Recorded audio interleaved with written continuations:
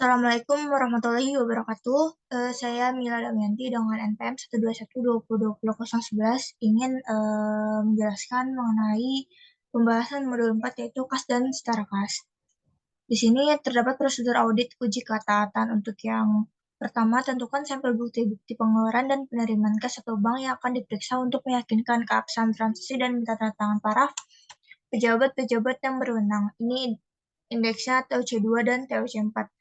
Kita ke TOC2. TOC2 ini data tersebut mengacu pada buku 1 modul 2 halaman 74 sampai 76. Pada tanggal nomor bukti bank maksud keterangan dan jumlah ini kita masukkan semua datanya.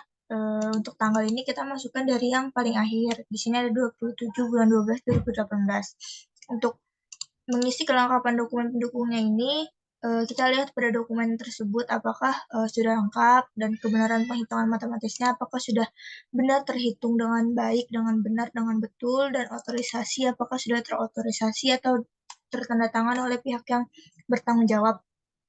Untuk kebenaran nomor akun dan kebenaran posting juga seperti itu demikian. Untuk TOC4 sama halnya dengan TOC2, datanya tapi mengacu pada modul 3 halaman 111 sampai 113. Untuk prosedur audit yang kedua, yakinkan bahwa apakah semua dokumen-dokumen yang dipertanggungjawabkan sudah lengkap dan distempel lunas untuk menghindarkan bukti-bukti tersebut dipakai berulang-ulang. Tadi sudah dijelaskan untuk TOC2 dan TOC4 bahwa dokumen-dokumen tersebut sudah benar dan sudah lengkap. Untuk uji kewajaran ini, nomor 1, siapkan schedule utama dari kas dan setara kas. Ini mengacu pada indeks C. Indeks C ini untuk kas besar ini kita ambil beberapa akun dari masing-masing uji. Dari masing-masing pengujian di sini ada di catatan pemeriksaan ini kita cari kas debit 10 juta, 1.500.000, 400.000. Di sini kita jumlahkan dengan ditaruh di debit karena kas ini kan awalnya di debit. Jadi kita jumlahkan dan didapatkan hasil 11.900.000. Sama halnya dengan kas kecil, Bank CAB dan Bank Loko demikian. Tapi untuk penjumlahannya ini per auditnya ini didapat dari per klien 3 juta ditambah dengan debit 11.900.000 maka dihasilkan 14.900.000. Dan Bank CAB ini karena ada kredit maka per klien 5.849.910 ditambah 10.731.500 dan dikurang 3.190 didapat 19.771.410. Sama halnya demikian dengan Bank Loko, penghitungannya juga sama. Kemudian untuk prosedur audit yang kedua, lakukan penghitungan kas atau cash account secara mendadak dan serentak untuk semua jenis kas yang ada di perusahaan serta dibuatkan berita acara pemeriksaan. Di sini mengacu indeks pada C1 dan C2. Untuk indeks C1 ini tentang pengisian berita acara pemeriksaan uang kas.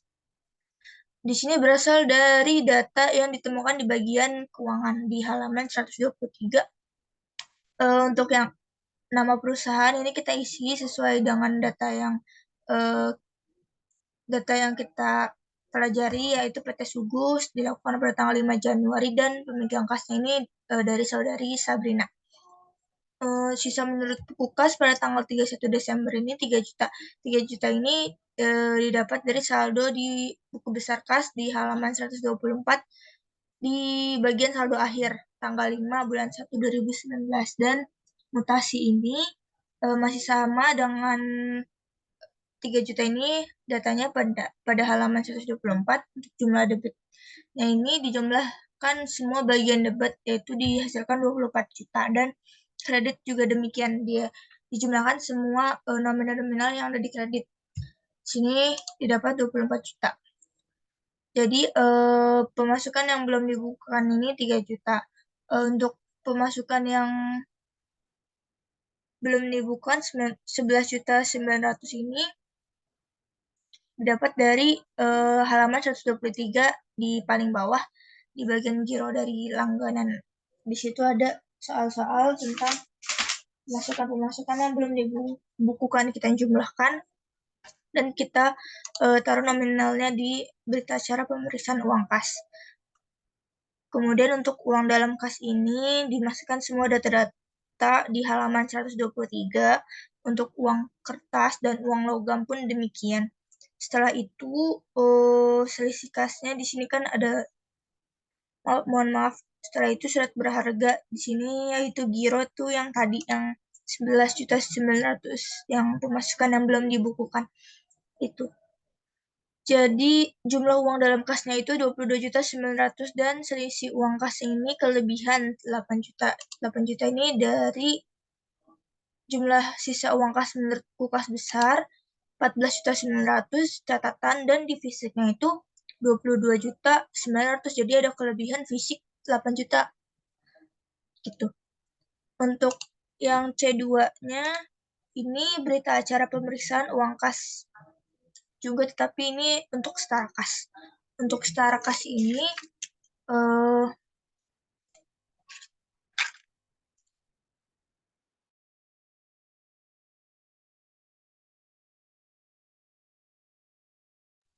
untuk setara kas ini sama halnya dengan yang C1, tetapi untuk data-datanya kita mengacu pada data-data di kas kecil seperti itu.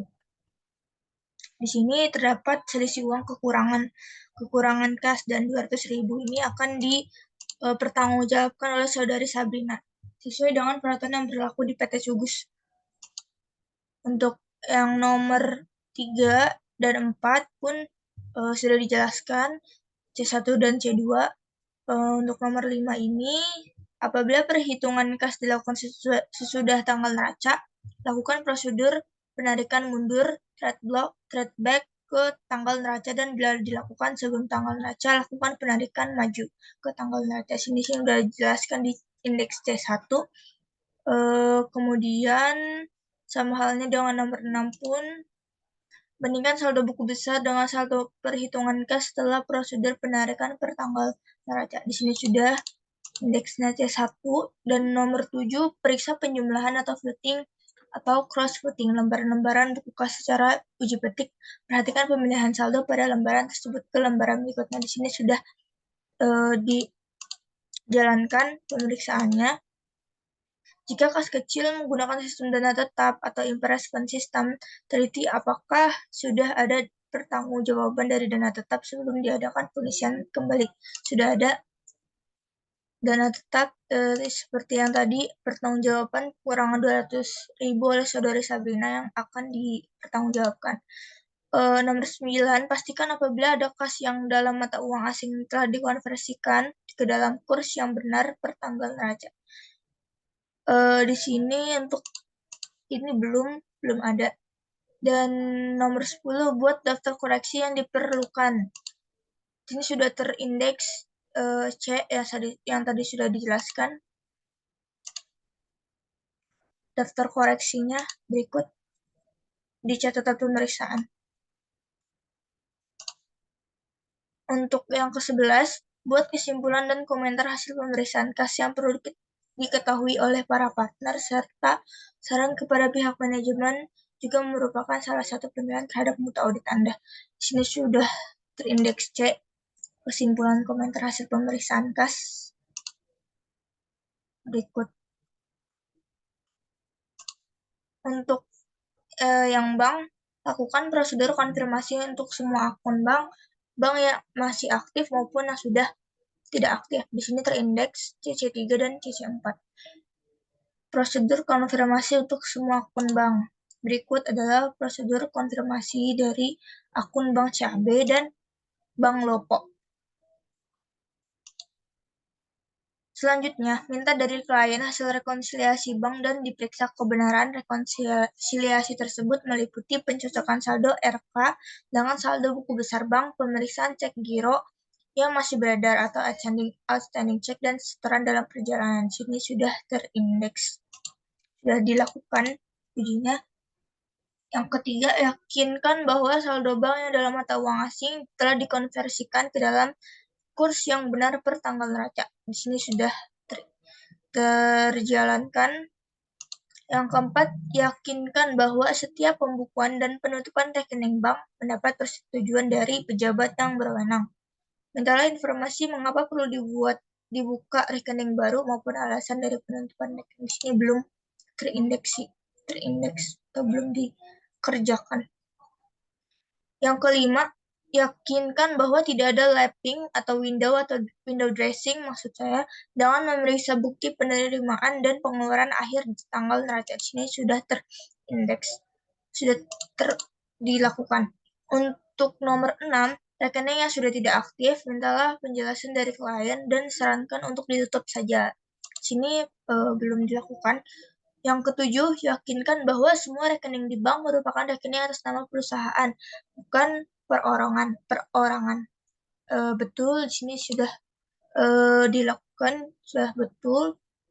Rekening bank atas nama Bank Lopo, Bank CAB, atas nama perusahaan.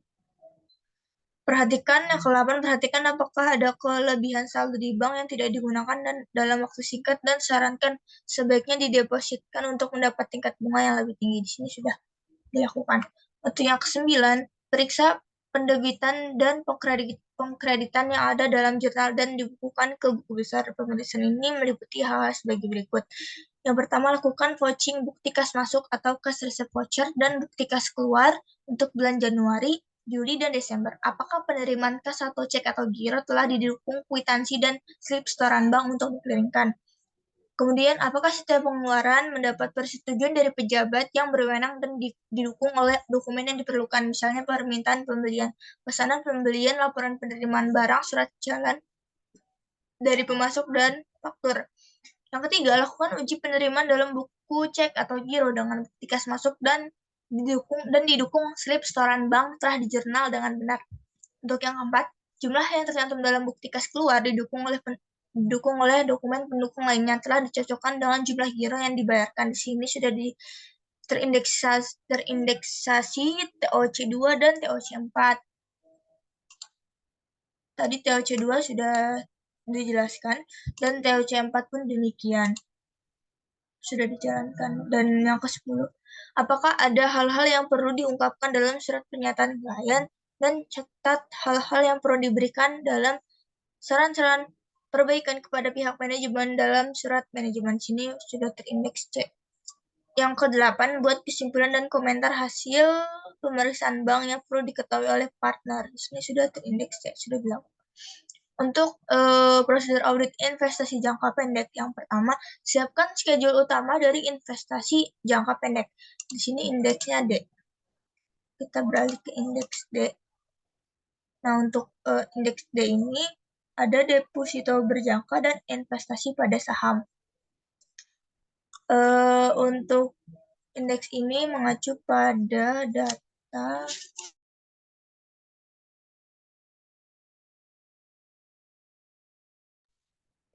data di halaman 125. Untuk deposito berjangka, di sini ada 1.450.000.000 rupiah didapat dari dua macam, yaitu ada di dalam rupiah dan dalam dolar.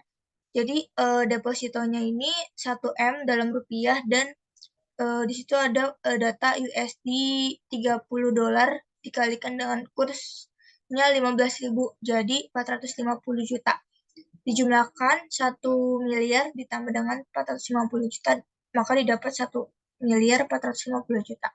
Untuk investasi pada saham ini, berdasarkan informasi di sini, harga saham di akhir periode adalah di halaman 120.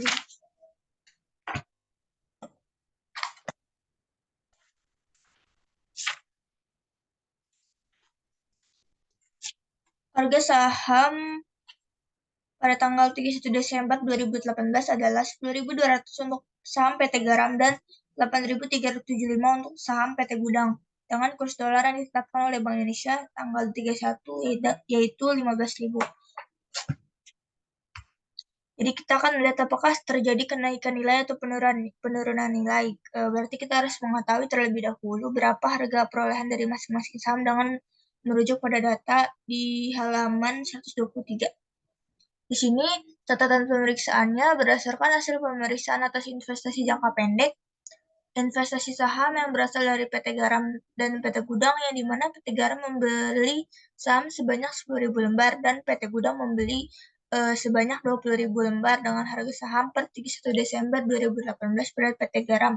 Tetapi perusahaan belum melakukan pencatatan penyesuaian atas investasi saham yang ada pada PT Garam. Di sini kita menghitung harga perolehan. Untuk PT Garam ini dengan membeli saham 10 lembar dan dengan harga 10.200, harga perolehannya maka 100 juta dan nilai akhir tahunnya 102 juta, selisih 2 juta.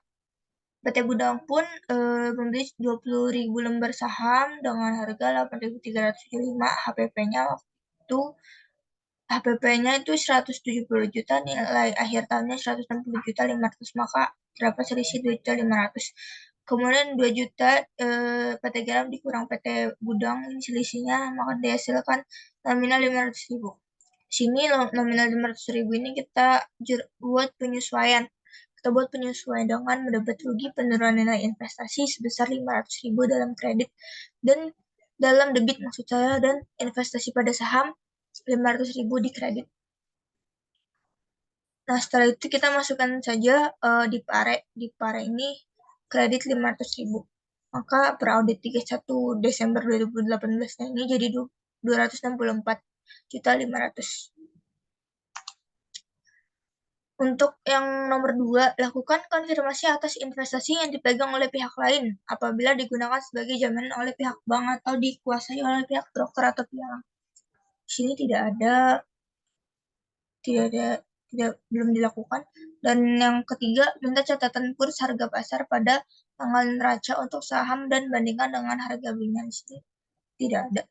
Untuk yang keempat, periksa transaksi mutasi penambahan dan pengurangan dengan melihat bukti pembelian dan penjualan serta apakah telah mendapat persetujuan dari pejabat yang berwenang. Di sini sudah dilakukan. Nomor 5, lakukan verifikasi atas dividen, tunai atau saham, dan penerimaan bunga deposito. Di sini sudah dilakukan. Yang keenam, lakukan pengecekan pencatatan investasi. Apakah sudah sesuai dengan ketentuan standar akuntansi yang berlaku umum? Di sini sudah dilakukan dengan standar akuntansi yang berlaku umum. Dan yang ketujuh adalah perhatikan klasifikasi dari setara, bahwa investasi tersebut segera akan jatuh tempo dalam 3 bulan atau kurang dari tanggal perolehannya, termasuk sebagai kelompok setara kas dan tidak dijadikan sebagai jaminan. Di sini sudah terindeks oleh indeks C yang tadi sudah dijelaskan.